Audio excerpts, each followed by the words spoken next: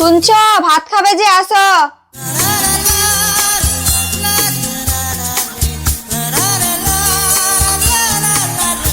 দাও।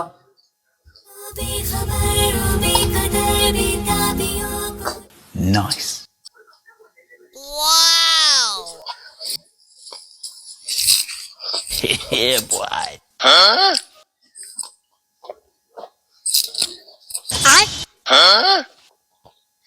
বাইগান। তরকারিগুলো কেমন রান্না করছো? একটা তরকারি ভালো লাগছে না।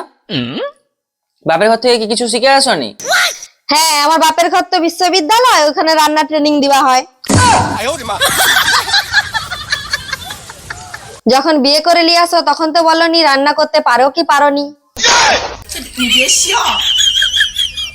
তাছাড়া আমি এমনি আসিনি, আমি যৌতুক দিয়ে এসেছি, তাই যা রান্না করেছি চুপচাপ মুখ বন্ধ করে খেয়ে নাও।